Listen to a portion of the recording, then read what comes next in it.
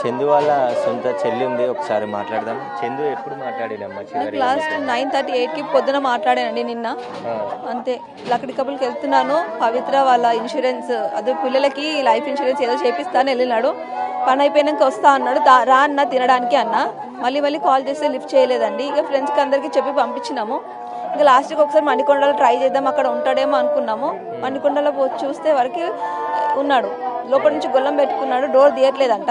అయితే డోర్ అలా కొట్టేసి లోపలికి వెళ్ళేసరికి సూసైడ్ చేసేసుకున్నాడు. ఆయన ఎప్పుడు చేసుకున్నాడో మీ పిల్లలు వెళ్ళేసరికి 5 అయింది. మళ్ళీ ఇక్కడ మాకు కాల్ చేసేసరికి 7 అయిపోయింది. అప్పటికి బాడీ టైట్ అయిపోయిందంట. ఇన్స్టాగ్రామ్ లో కూడా ఏదో వీడియో పెట్టిందంట పవిత్ర దగ్గరికి వెళ్తున్నాను అని అన్నాడు. కానీ మేము అంతా ఆ మాట కూడా అన్నాము, నేనేం పిరికోని కాదు, నేనేం అట్లా చేయను అని చెప్పినాడు. మళ్ళీ చేసిండు. ఎందుకమ్మా ఇప్పటి నుండి మధ్యలో ఇంట్లో ఉండేవాడు, ఇక్కడే ఉండేవాడు మణికొండలో పవిత్ర? అప్పుడప్పుడు వస్తూ ఉండే పోతూ ఉండే. మామూలుగా ఆమె చనిపోయినప్పటి నుంచి డిప్రెషన్కి వెళ్ళిపోయినాడు. ఇక అంతే, హాస్పిటల్కి రమ్మంటే రాలేదు, మేము మాతో మాట్లాడలేదు, ఫేస్ టు ఫేస్ అస్సలు రాలేదు మాకు. అంతే డిప్రెషన్కి వెళ్ళిపోయినాడు, ఆమె దగ్గరికి వెళ్ళిపోయినాడు. అంటే మీతో మాట్లాడే సమయంలో ఏమైనా డౌట్ వచ్చింది ఇట్లా ఇదైతే? డౌట్ నాకు రాలేదండి. పాపం వాళ్ళు చనిపోయింది కదా, వాళ్ళు చేపిస్తున్నాడేమో ఇన్సూరెన్స్ అని అనుకున్నాం. నేను కూడా పని అయిపోయినాక వస్తా అమ్మా తినడానికి వస్తా అని చెప్పినాడు. ఎట్లా ఉంటుండే చందు కుటుంబ సభ్యులతో? అందరితో బాగుంటాడండి, అందరితో బాగుంటాడు, మంచిగా ఉంటాడు. ఒక మాట ఎవరిని అన్నాడు, చాలా బాగుంటాడు. ఆ పరిచయం అయినప్పటి నుంచి ఇదంతా అయిపోయింది. అంతే. ఎంతమంది పిల్లలు ఏం చదువుతారమ్మా చందు పిల్లలు? అయినా పాప ఒక ఆమె ఇప్పుడు 2nd వెళ్తుంది, బాబు LKG UKG వెళ్తాడు. చిన్న పిల్లలు, 2 పిల్లలు. మీతో మాట్లాడే వాళ్ళ?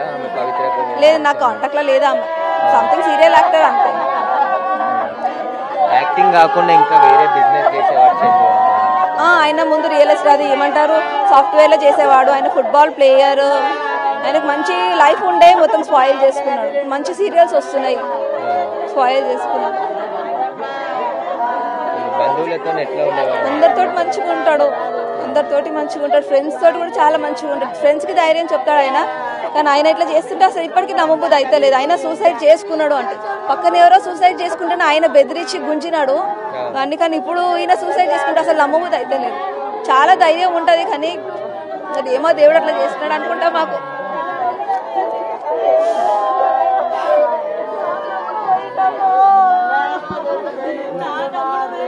సీరియల్ నటుడు చందు ఆత్మహత్య చేసుకున్న ఘటనతో వాళ్ళ ఇంటి వద్ద విషాద ఛాయలు నెలకొన్నాయి. ప్రస్తుతం వాళ్ళ భార్య శిల్ప ఉన్నారు, ఒకసారి మాట్లాడదాం. అసలు ఎప్పుడు మాట్లాడి చివరగా మీతో ఎప్పుడు మాట్లాడేది ఇప్పటి నుండి?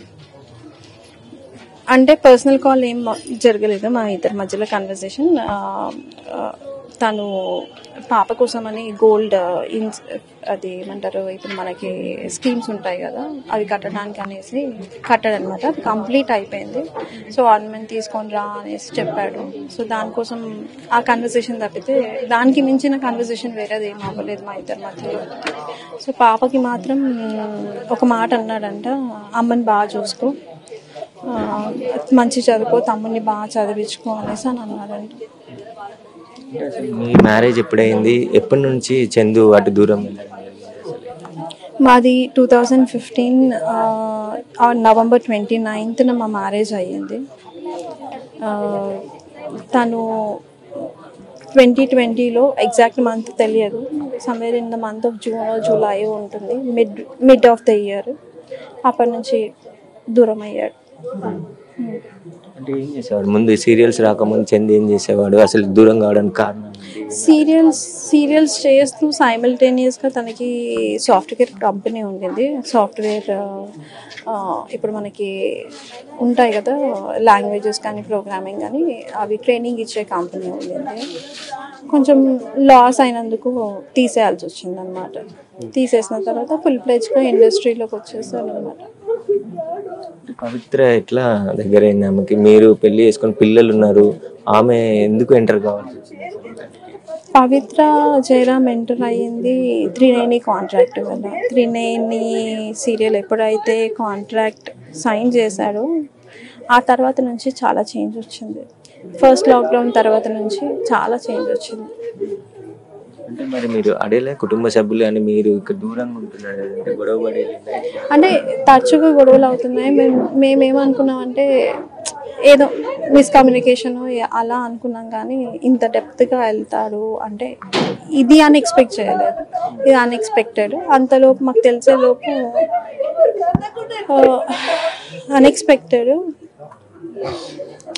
అంటే మా మదర్ పాస్ అవే అయింది డిసెంబర్ 2019లో 21st. నేను అందులో నుంచి డిప్రెషన్ నుంచి బయటికి రావడానికి నాకు ఆల్మోస్ట్ 2 years పట్టింది.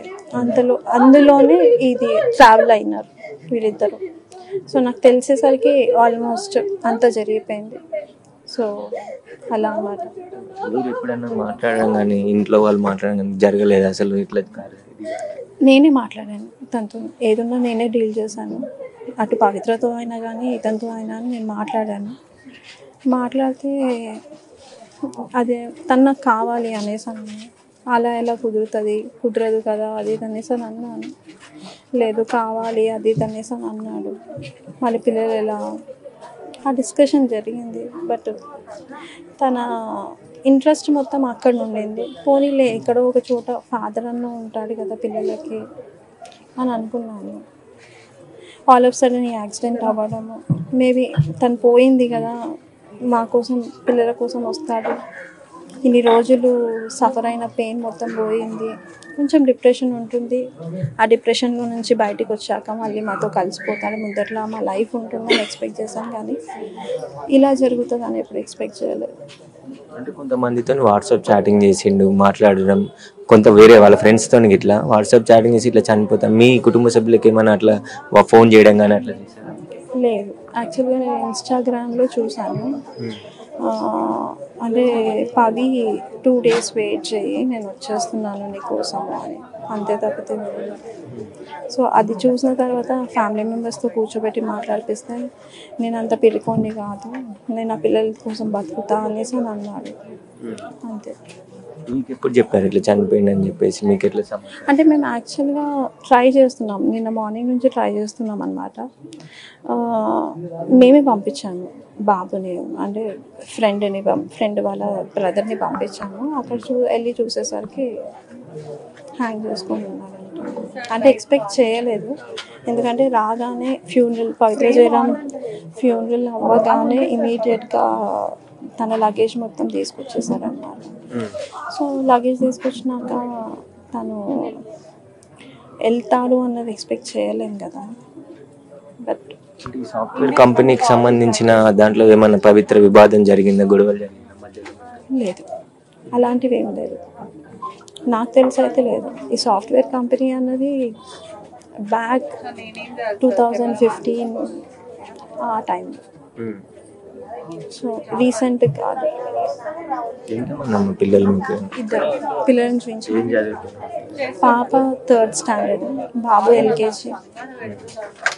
పాప 8 years, బాబు 4 years.